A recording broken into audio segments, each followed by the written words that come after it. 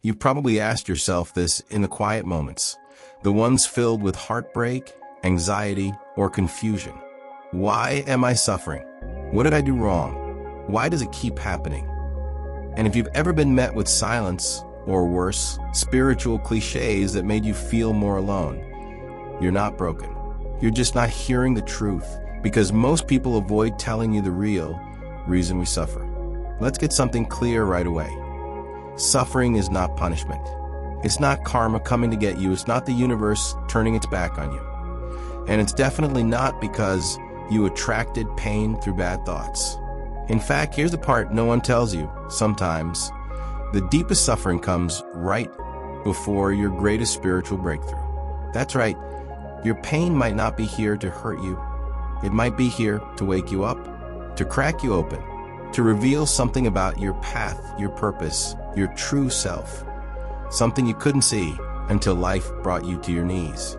And I promise you, within the next few minutes, you're going to see your suffering in a completely different light. This video isn't about bypassing your emotions. It's not about pretending everything's fine. It's about uncovering the one perspective that can help you elevate your energy in the middle of the storm, so you can finally stop repeating the same emotional loops and start co-creating a life that actually feels like yours. You'll learn why we truly suffer, and more importantly, how to listen to the hidden message that your pain has been trying to deliver for years. Because when you get that message, when you finally hear it, your vibration changes, your reality changes, your soul expands, and from that place, suffering no longer controls your story. It serves your transformation. So if you're ready to stop asking, why is this happening to me? And start discovering, what is this trying to awaken within me? Stay right here, because what you're about to hear may finally give meaning to the pain you've carried and offer the key to setting yourself free. The identity trap, how the ego uses pain to stay in control. Here's something most people never realize. Sometimes, the pain sticks around because a part of us wants it to. Sounds crazy, right? But it's true. The ego, our protective inner narrator, loves familiarity, even if that familiarity hurts. If someone is identified as a victim their whole life, freedom actually feels unsafe.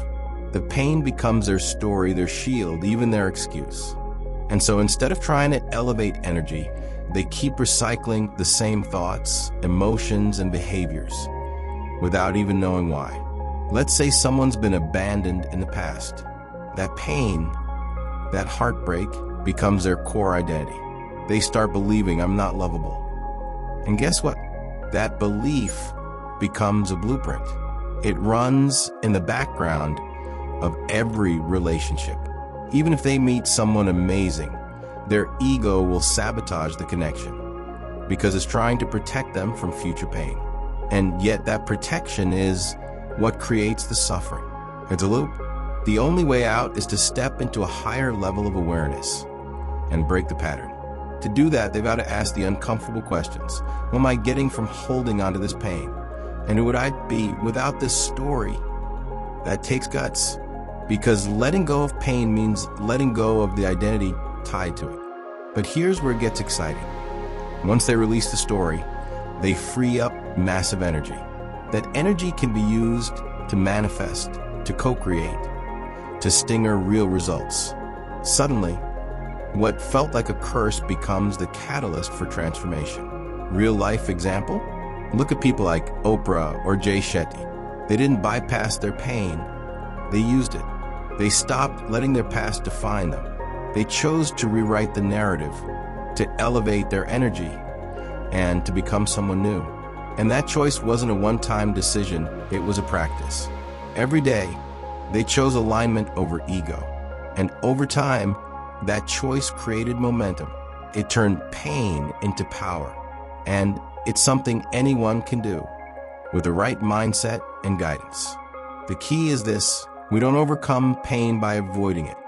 We overcome it by outgrowing the version of ourselves that was addicted to it. And that's the gateway to real healing. But to step through it, we need to understand how our vibration, Our emotional frequency is shaping everything around us.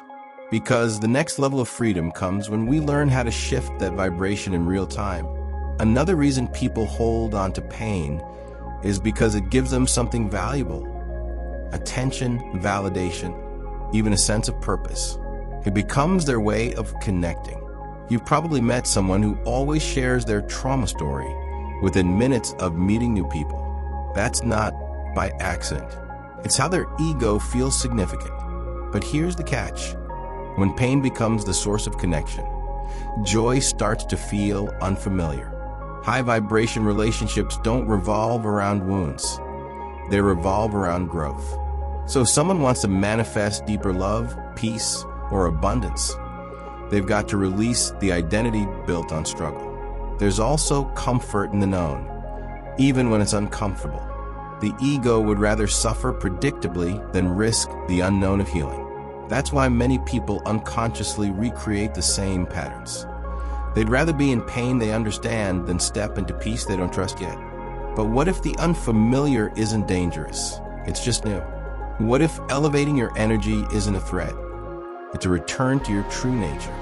Once someone starts to question the familiar pain and lean into the unknown with curiosity instead of fear, everything begins to shift. And in that space, new possibilities start to sting her. The energetic blueprint. How vibration shapes reality. Most people try to change their life by changing the outside, their job, their relationship, their bank account. The truth is, none of that sticks if their inner world stays the same. Reality is shaped by energy, and energy is shaped by vibration. In simple terms, what you feel most consistently becomes your point of attraction.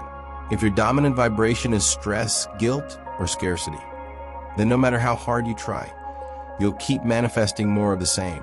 That's not punishment, it's physics. This is why affirmations don't work for some people. You can repeat, "I'm abundant," all day. But if your body is vibrating fear or shame, the signal is scrambled. The universe doesn't respond to what you say. It responds to what you are. That's why the work is vibrational. That's why elevating energy isn't a luxury. It's a necessity. You want to co-create a new reality? You've got to become a new frequency, not by pretending, not by forcing, but by gradually shifting your state, moment by moment, day by day. Think of vibration like the music you're broadcasting. If you're tuned into a station of grief, you're not going to receive joy. But when you start tuning your inner station, through breath, through focus, through emotional honesty, you begin to rise. High vibration isn't about always being happy. It's about being present. It's about choosing alignment over autopilot. That's when life starts to reorganize itself around your new energy. That's when stinger results show up almost like magic. But it's not magic, it's mastery. Here's a real example. Imagine someone who always worries about money. They finally land a new job, but a few weeks later, they're stressed again. Why? Because the vibration never changed. They still feel unsafe, so their reality mirrors that. But when they start practicing a 5-minute daily energy reset, like gratitude journaling, heart coherence breathing, or visualization, their nervous system calms, their baseline shifts, and soon, they're not just surviving, they're attracting. That's the ripple effect of aligned energy. Once you understand that vibration is the root cause of every result, you stop fighting the symptoms and start treating the source. You realize you're not cursed or broken. You're just out of sync, and that's fixable. But here's the exciting part. You don't need years of healing to make a shift. Sometimes it only takes one conscious decision, one simple technique to flip the switch. And that's exactly what we'll explore next. The turning point. One conscious choice that changes everything. There's a moment, often quiet, often unexpected, when someone realizes, I don't have to live like this anymore. That moment, it's not just powerful, it's sacred. It's the exact point where suffering can begin to dissolve. Not because the pain vanishes instantly, but because the person stops identifying with it. They stop reacting and start responding. That one conscious decision to no longer be ruled by old energy begins to elevate vibration. It's a spark that initiates a completely different reality. Let's be real though, it's easier to stay in the story. It's tempting to say, that's just the way I am, or this always happens to me. But the truth? That's the ego resisting transformation. The real turning point happens when someone chooses to feel differently, even when circumstances haven't changed yet. That's when the universe leans in and responds. Because now you're not reacting from habit, you're choosing from alignment. And that choice alone can sting results faster than any vision board ever will. Here's a practical way to do it. The next time a trigger hits, an argument, a fear, a wave of sadness, pause. Take one deep breath. Ask, what energy am I in right now? And then ask, what would a high vibration version of me do next? That's the shift. It's not about being perfect. It's about being present. Over time, these small pivots create massive momentum. They train your body and mind to co-create instead of collapse. We often underestimate the power of a single decision, but that's how all change begins. It's how people leave toxic relationships, change careers, heal chronic patterns. They don't always have the plan, they just have the decision. And the energy behind that decision elevates everything. Suddenly, you're no longer reacting to life. You're generating it. You're becoming a conscious participant in your evolution. And from that state, manifestation becomes second nature. This shift is where everything starts to accelerate. Pain no longer defines you. It becomes part of your origin story, not your identity. You're choosing love over fear, trust over control, alignment over chaos. But now the question becomes, how do you sustain that vibration, especially when life gets loud again? That's what we're diving into next. One of the most misunderstood ideas in the spiritual space is that change takes a long time. But when you study those who've truly transformed, you'll notice something radical. The change often happened in a moment, not because all their problems disappeared, but because they decided to stop identifying with a version of themselves that suffered. That one decision altered their trajectory. When you make that internal shift, your vibration begins to broadcast something new. You start attracting people, ideas, and experiences that match your new frequency, not your past. And yes, there will be resistance. The ego will whisper, this won't last. Or who do you think you are? That's normal. Growth always wakes up the inner critic. But here's the truth. That voice isn't your enemy. It's your signal. It means you're leaving the old vibration behind. Every time you override that doubt with presence and intention, you elevate your energy. That's when things begin to stinger. That's when results start showing up without force, just flow. The choice to align again and again becomes your new superpower. Why most people don't heal and how to break the cycle. Here's the hard truth. Most people don't heal because healing requires a level of honesty they're not ready for. It's not about crystals or mantras. It's about facing the parts of ourselves we've spent years avoiding. The parts that feel unworthy, ashamed, angry, or afraid. True healing means shining light on those shadows without judging them. And for many, that's terrifying. But if we want to elevate energy and co-create a different life, we got to stop bypassing and start integrating. Healing isn't a trend, it's an initiation. A lot of people stay stuck in suffering because it gives them something familiar. They say they want to change, but when peace starts to arrive, it feels boring. They're used to chaos, used to the emotional highs and lows. So when things calm down, they unconsciously stir the pot again. That's why healing isn't just about removing pain. It's about retraining the nervous system to feel safe in peace, stillness, and joy. And yes, that's work, but it's the kind of work that frees you for good. One powerful practice is emotional presence. Instead of numbing, fixing, or analyzing your pain, try just feeling it. Sit in silence, breathe into it, and ask, what do you need me to see? This may sound small, but it's a direct path to integration.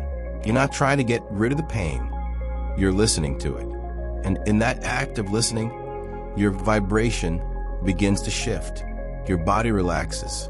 Your energy field expands. And what once felt heavy starts to loosen its grip. That's when real, sustainable healing begins. Let's take an example. A woman carries deep guilt from a past mistake. She avoids it for years, buries it in productivity and perfectionism. But nothing ever feels enough.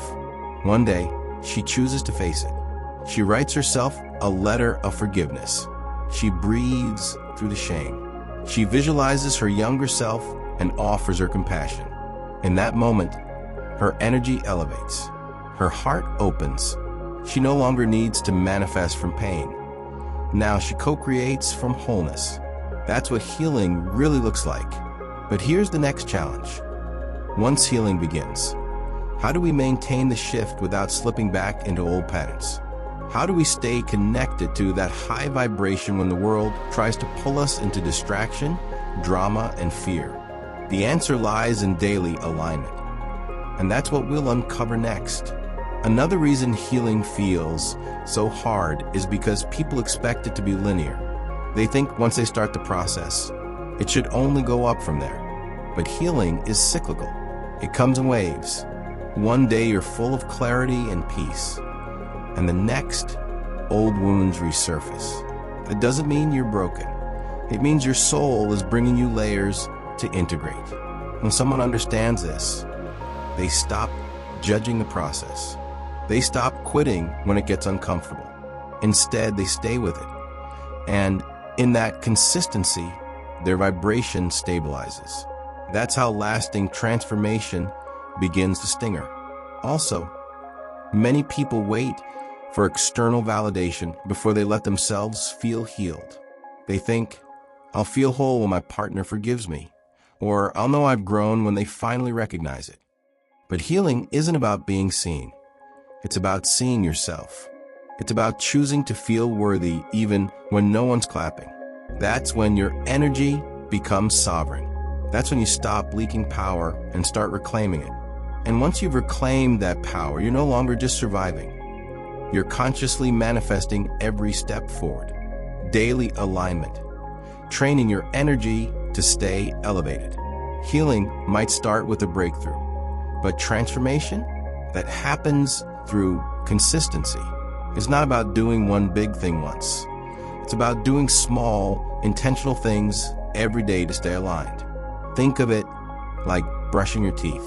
You don't do it once and expect a lifetime of clean. Same with your energy. You've got to tune it daily because your vibration is a living, breathing signal. And what you practice is what you broadcast. That's how you stinger results that stick. Start simple. First thing in the morning, before the world grabs your attention, take 5 minutes to ground your energy. Put your hand over your heart. Breathe slowly. Ask yourself, what energy do I want to bring into the day? Then feel it. Don't just think the answer. Feel it in your body. This alone can elevate energy before your feet even hit the floor. It's not about being perfect. It's about being present. And presence is where alignment lives. Another powerful habit is practicing emotional awareness throughout the day. Set a reminder on your phone that says, check your vibe. When it goes off, pause and ask, am I in high vibration right now, or have I slipped into reaction? No judgment, just awareness. That tiny moment of observation is like flipping a light switch. It gives you the power to reset. Over time, these micro shifts add up to massive internal change, and your outer world starts catching up. Now, add gratitude to the mix, not the mechanical kind. I mean cellular gratitude, the kind that makes you smile for no reason. Each night, write down 3 moments from your day that felt expansive. Maybe someone held the door for you. Maybe the sun hit your skin just right. The brain rewires through repetition. The more you focus on what's working, the more the universe sends you what matches that high vibration. Gratitude isn't just polite, it's magnetic. When alignment becomes a daily rhythm, life stops feeling like a battle. You're no longer trying to manifest from lack. You're co-creating from overflow. You trust more, you force less, and when a challenge shows up, you don't spiral, you reset. But now, there's one final piece to seal this transformation. How to become the kind of person who no longer identifies with suffering at all. Daily alignment also creates emotional immunity. The more consistently you elevate your energy, the less reactive you become to other people's chaos. You stop matching their frequency and start setting a tone. That's real power. For example, someone cuts you off in traffic. You could snap, or you could smile and bless them. That choice might seem small, but energetically it's massive. It tells the universe, I stay aligned no matter what. That consistency creates safety in your body. And safety is what allows your manifestations to land and stay.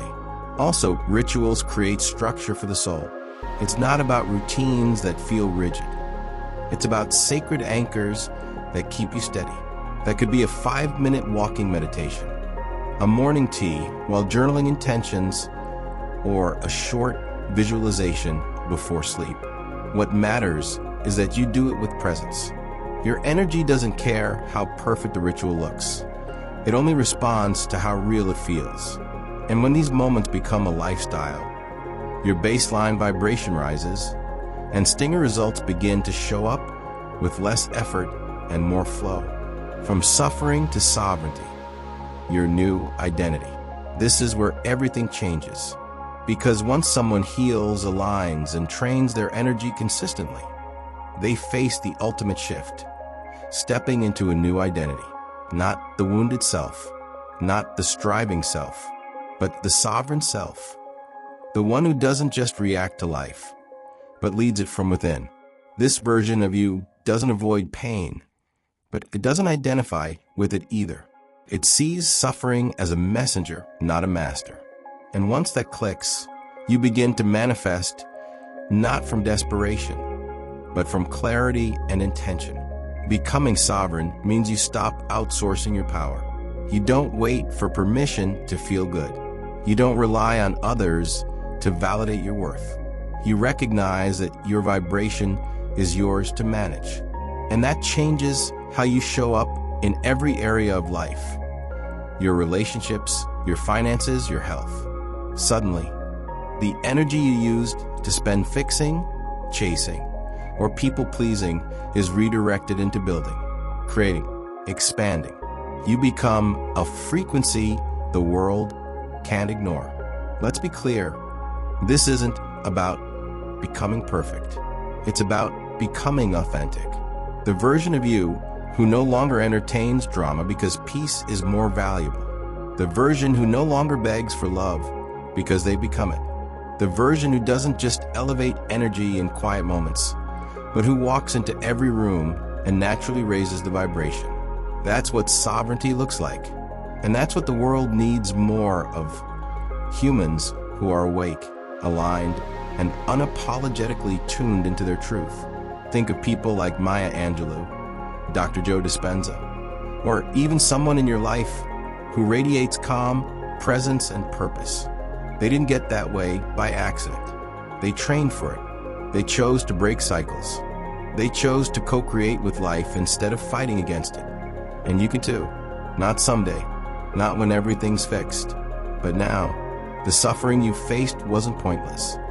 It was preparing you for this version of yourself, the one who can hold light even in the dark. So the real question isn't whether you'll suffer again. The question is, who will you be the next time life challenges you? Will you collapse or rise? Will you react or realign? Will you let the past repeat or step fully into your power and stinger a new reality, rooted in presence, peace, and high vibration? That choice, friend, is yours. And it always has been. Final closing. Today, you've uncovered powerful truths that most people never talk about. We explored why we really suffer, how the ego keeps us stuck, how your vibration shapes your reality, and how one conscious choice can begin to shift everything. You've learned that pain is purpose, that healing is possible, and that raising your energy daily is how you break the cycle and finally start living in peace, clarity, and freedom. Now I want to hear from you. Backhand index pointing right, what part of this video hit home for you? Backhand index pointing right, was there a moment in your life where pain pushed you to wake up? Drop a comment below. I read every single one and reply whenever I can. Your story might be the exact thing someone else needs to hear today. If this video helped you in any way, hit the like button, subscribe to the channel, and turn on the bell so you don't miss any future content. Share this with someone who needs this message, because sometimes one perspective can change an entire life. And if you want to go even deeper, watch the previous video. Right Tarot, Vibration versus Power, Real Stories. In it, I share real examples of people who turned pain into power by raising their vibration and co-creating extraordinary outcomes. I'll see you there. Glowing Star.